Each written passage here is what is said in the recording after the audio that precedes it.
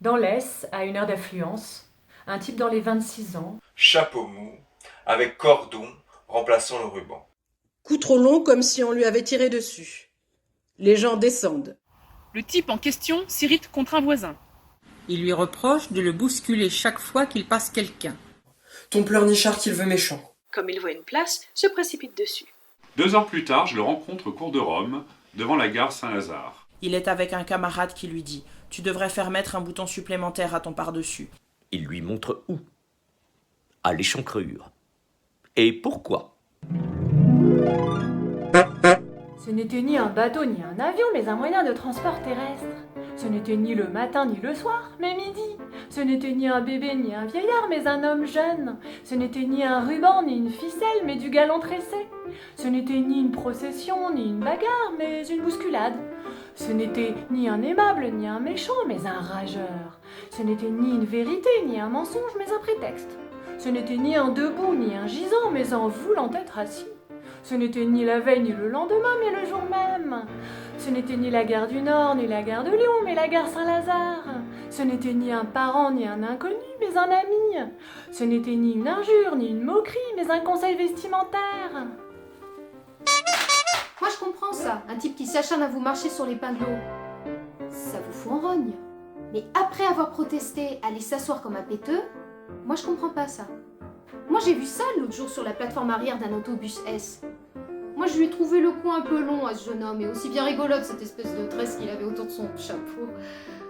Moi jamais j'oserais me promener avec un couvre-chef pareil. Mais c'est comme je vous le dis, après avoir gueulé contre un autre voyageur qui lui marchait sur les pieds, ce type est allé s'asseoir. Sans plus. Moi, j'aurais foutu une baffe à ce salaud qui m'aurait marché sur les pieds. Il y a des choses curieuses dans la vie. Moi je vous le dis. Il y a que les montagnes qui s'en rencontrent pas. 2 heures plus tard, moi, je rencontre de nouveaux garçons. Moi, je l'aperçois devant la gare Saint-Lazare. Moi, je le vois en compagnie d'un copain de sa sorte qui lui disait « Moi, je l'ai entendu. Tu devrais remonter ce bouton-là. » Moi, je l'ai bien vu.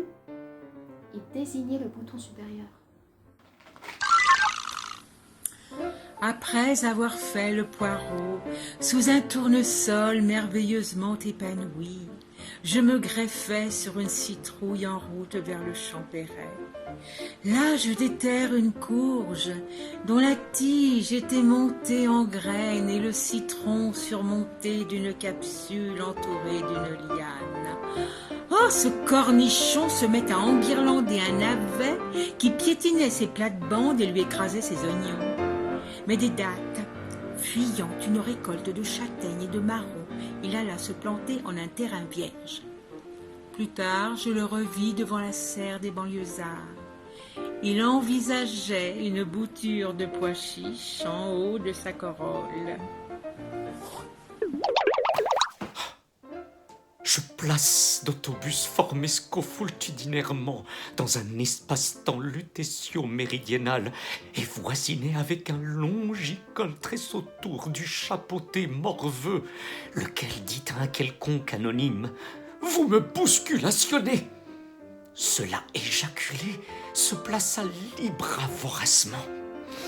Dans une spatio-temporalité postérieure, je le revis qui place un lazaret avec un X qui lui disait « Tu devrais bouton supplémenter ton par-dessus !» Et pour qu'expliquer la chose?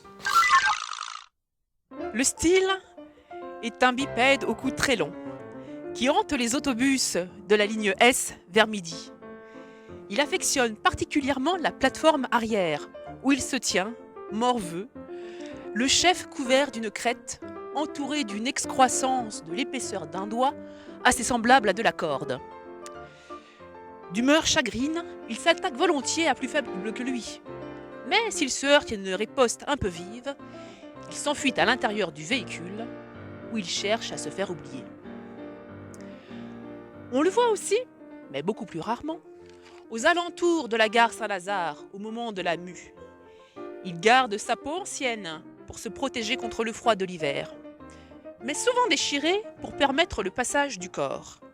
Cette sorte de par-dessus doit se fermer assez haut grâce à des moyens artificiels.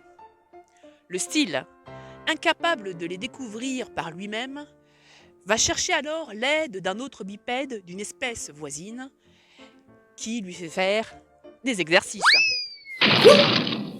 Alors, l'autobus est arrivé, alors j'ai monté dedans, alors j'ai vu un citoyen qui m'a saisi de l'œil, alors j'ai vu son long cou et j'ai vu la tresse qu'il avait autour de son chapeau, alors il s'est mis à pester contre son voisin qui lui marchait alors dessus, alors il est allé s'asseoir.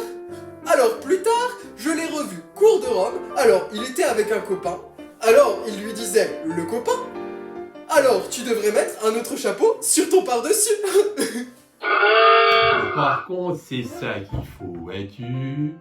Il est un peu plus de midi quand j'ai pu remonter dans l'Est. Je monte donc, je paye ma place, comme des bien entendu. Et v'là-t-il pas que je remarque un zozo l'air-pied, avec un goût qu'on aurait dit une sorte de télescope, et une sorte de ficelle autour de son galurin. Je le regarde parce que je lui trouve l'air-pied, quand v'là-t-il pas qu'il se m'interpellait son voisin. Dites donc, qu'il lui fait. Vous pourriez pas faire attention, qu'il ajoute. On dirait qu'il bafouille.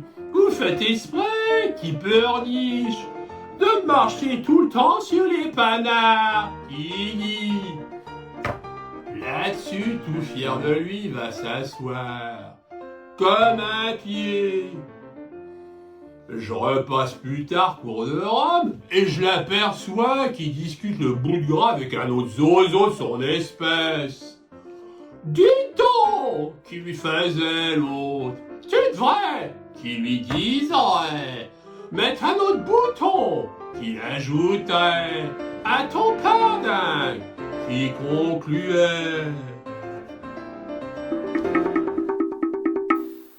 Les autobus sont doux au toucher, surtout si on les prend entre les cuisses et qu'on les caresse avec les deux mains, de la tête vers la queue, du moteur vers la plateforme. Mais quand on se trouve sur cette plateforme, alors on aperçoit quelque chose de plus âpre et de plus rêche, qui est la tôle ou la barre d'appui. Tantôt quelque chose de plus rebondi et de plus élastique, qui est une fesse. Quelquefois il y en a deux, alors on met la phrase au pluriel. On peut aussi saisir un objet tubulaire et palpitant qui dégurgite des sons idiots, ou bien un ustensile aux spirales tressées, plus douce qu'un chapelet, plus douce qu'un fil de fer barbelé, plus velouté qu'une corde et plus menu qu'un câble. Ou bien encore, on peut toucher du doigt la connerie humaine, légèrement visqueuse et gluante, à cause de la chaleur. Et puis, si l'on patiente une heure ou deux, devant la gare raboteuse, on peut tremper sa main tiède dans l'exquise fraîcheur d'un bouton de Corozzo qui n'est pas à sa place.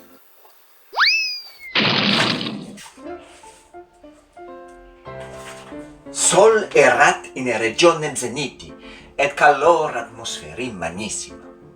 Senatus populusque parisiensis sudebant. Autobi passebant completi. In uno ex supradicti autobus qui esse denominationem portebat, hominem quasi giunium, cum collo multi in numero elongato, et cum capito a galuno tressato cerclaro, vidi.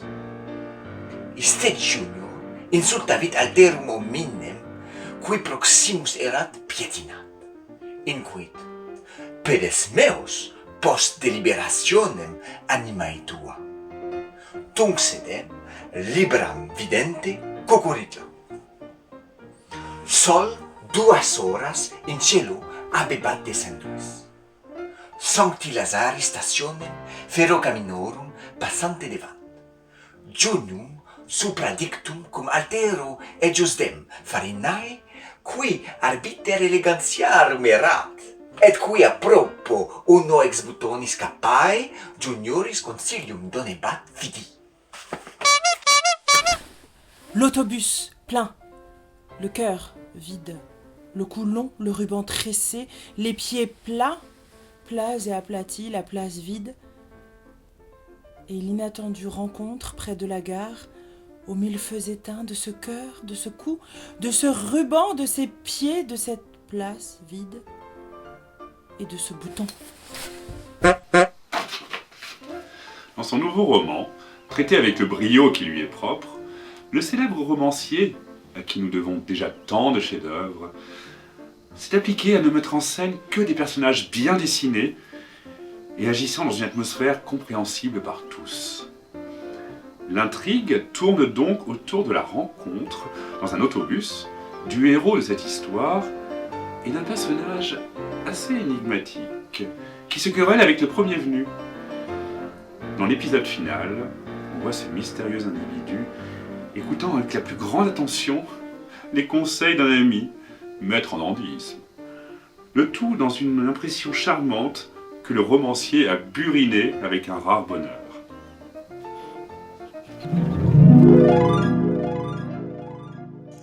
Un jour vers midi, j'ai pris l'autobus pour la porte Champéret.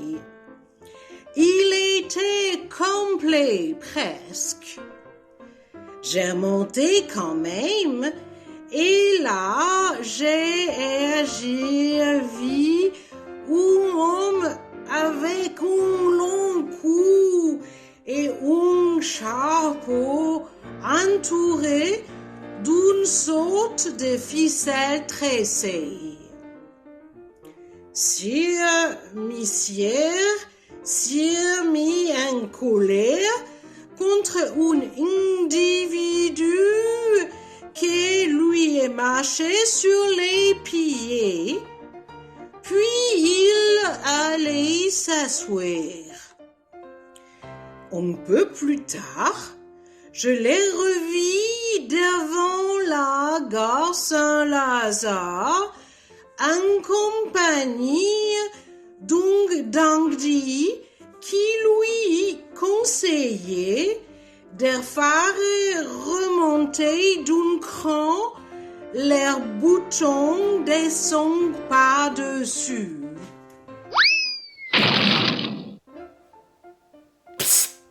Hein? Ah! Oh! Ah! Ouf! Eh? Tiens!